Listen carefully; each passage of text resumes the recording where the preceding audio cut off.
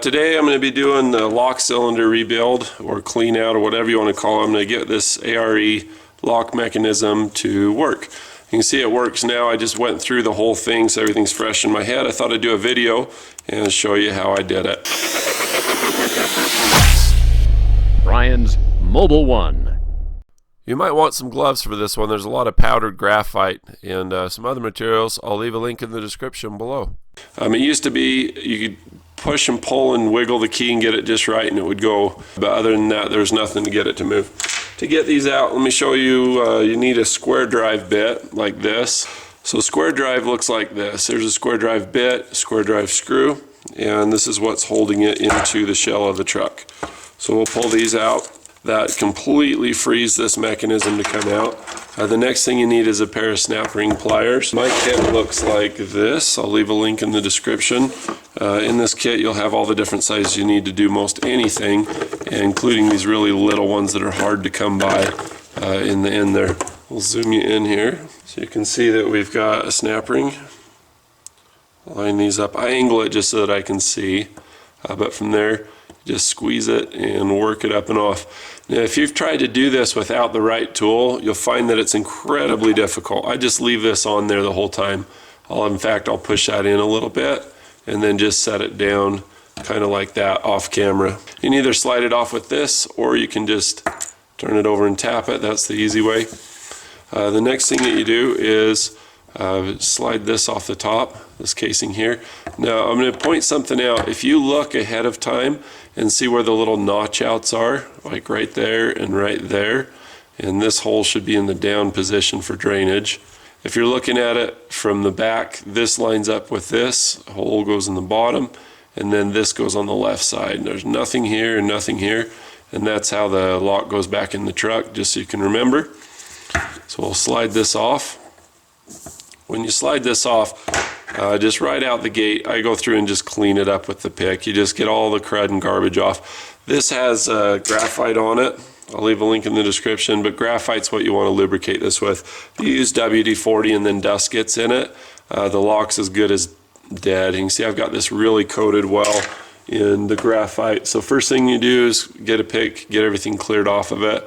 Then you get a Q-tip or cotton swab, whatever you want to call it, and just go through and just get that graphite all over everything once you've cleaned it. This also is notched. You can see it's notched right here and also right there. So the next thing we'll do, you'll notice on yours, if you're having problems with it, this will be all rusted right here, and this also will be rusted. This is the part that actually does the locking. This extends and retracts. So I'm going to take my pick and I'm going to pick this guy out. What I'll also do is either have a wire brush. I've got a wire wheel bench grinder, and that's what I use. So you got to hold on to this with pliers. You want to clean all the rest off of all the surfaces of one side, switch to the other side, and then clean the rest. You can just put it down on the bench and just use a manual wire brush. That's the keeper that keeps everything from sliding out of this. Alright, from here we can pull the lock device out, the tumbler housing. Again, you just clean everything. Everything is clean it out. See, this one's full of graphite, but I didn't clean it all the way the first time, so I'm going to get in all the little corners. If you have junk in the corners, things can't seat properly, and it's going to result in diminished lock function. It's going to be a lot harder to use. That's done. This can only go in one way. You can see that you've got a thing that keys in there. This needs to be cleaned up. It might be full of rust. Mine sure was.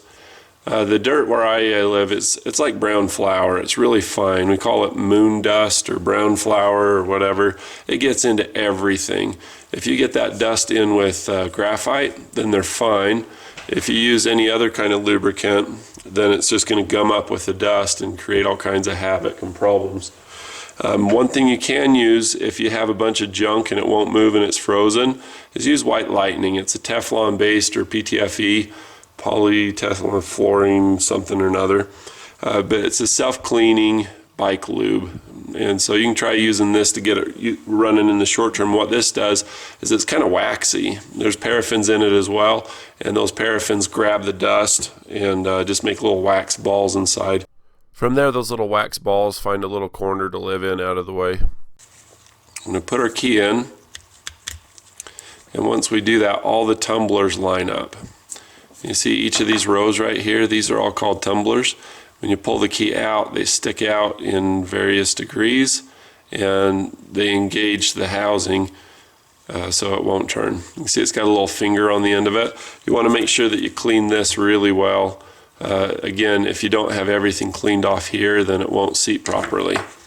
So you can take graphite, and what I do is I just put a bunch in here, smear it around, I run the key in and out so that these are standing up. I get them all covered with graphite, put this all full of graphite, and then what I'll do is I'll pull the key all the way out and I'll just kind of run through and just knock it down. That gets graphite into the teeny little parts of the key as well as in the rest, and just clean out all the junk. The main thing I did to clean all the junk out is use brake cleaner. I'd flush it from where the key goes in with a straw. Anyway, you just clean everything out and then we'll set this aside for now. So with this part of the lock, there's one more part that we really need to pay attention to, or actually a couple.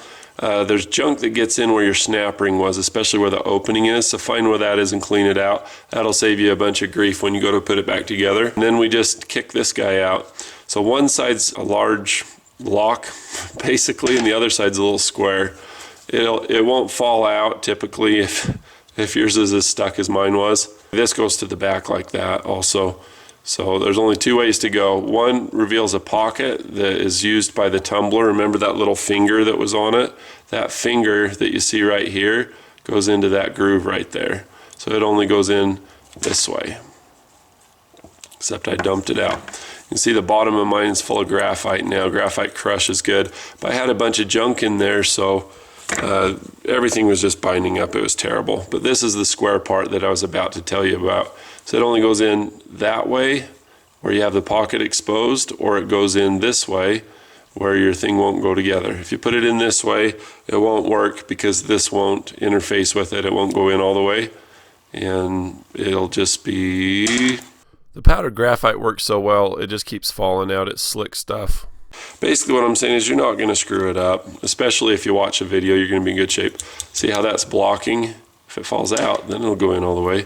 If you found this video helpful, please consider subscribing. That helps my channel out. It works like a guest book at a wedding. You know, just I was here, I vouched at this channel, this video seems cool.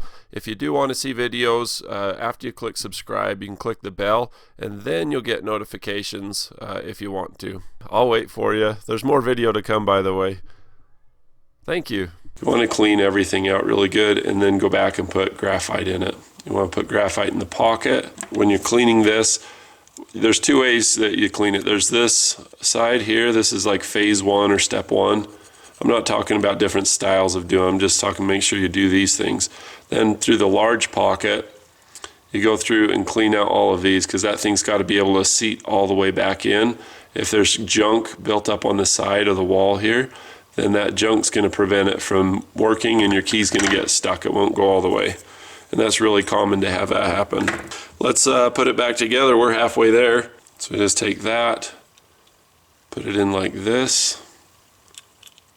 We'll put our key in and just line the finger up so that it's just in there to the side. So that is the locked position, unlocked position. You see it's just 90 degrees of rotation. So we'll pull our key out for now. We'll take this, and remember how these line up. We noticed that when we took it apart. We want to swab all of this with graphite. This is super easy to do. There's no point in dealing with a difficult lock cylinder when you can fix it and it's this easy. So we just put that together like that. We're being careful not to have our key fall out. Keep a little pressure on it, because otherwise it will fall out. Then you got to put the key in and then go again. If this doesn't seat, it's because that cylinder fell out a little bit. So we're going to take our keeper and go back to this side and just shove it in the hole. Again, you can use pliers to clean this up. The other one in a wire brush or a wire wheel, grinder wheel like I have. This is ready to go back in the housing. It was that easy. A lot of the time is going to be spent doing dishes, is what I refer to it as, scrubbing, getting junk off. You see those line up, this lines up. So we're incorrect. We are in correctly, not incorrectly, correctly assembled. There, that's a better way to say it. If you want your truck to look like it's locked but leave it unlocked all the time, You can rotate this, I think this way. There's one way or the other way that you can do it. And then those line up and the other one doesn't. So some people like to do that. I lock mine up all the time. Basically what that does is it makes it so it's unlocked in this position and then locked in this position. So if somebody's nose shells or whatever and they walk by, oh, that's locked, I don't even gotta look at it. But the correct way to put it in is to do it so that these all line up like that. That's the correct way, factory way. Okay, so we'll drop our washer back on. We already have our snap ring and our pliers. Let's get on the other side, work it around like that, go back to your pick. Make sure your glove's not stuck in it.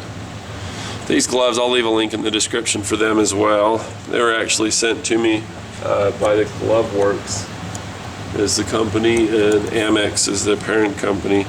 They've got these little texturized thing that makes it so you can grip little things, gives you a little bit of your dexterity back, but you're still protected. All right, so once you're in, if you push around to the outside, sometimes you can get them to rotate in the groove. I think this one's on. To verify, I'm gonna pull on it and twist, and that's holding great. Another way you can make it look like it's locked if it's unlocked, if you don't wanna hassle with it, is the way that this is positioned when you put it through. Because obviously this is a square, you can change it, you know, just like that. Another pro tip is when that's out, you can actually turn this vertical and then drip some of that white lightning through the hole onto this one and then manipulate it by hand. If you lube these up, it seems to give a big difference in how easy it is and make it like new again. Also, if you turn this way, then you can get that to fill full of the lubricant and it goes in really nice. And again, it's self-cleaning, so it eats up the dust and gets it out of the way. Moving on down the line, if you get a little bit, you can see I've got it dripping off of here and here. You can take the whole assembly and slide it back and forth and get that waxy Teflon stuff up inside of those too. It makes it so, like I used to have to about grab this with pliers to get it to move, and now I can spin it with my thumb just because that wax takes all the dust and gets it out of the way. And then it's got some kind of short chain solvent or something in that also helps get the stuff moving. And then on these joints, same thing, just wipe off the excess. Man, this thing's gonna work awesome. Once again, I really wish I would have filmed this before. It was so incredibly hard to get this key to come out, or to even, you know, it would go in and out like this fine, but once you turn it, you couldn't pull it out. Now it just pulls right out. That's just graphite, that's all I've got on that.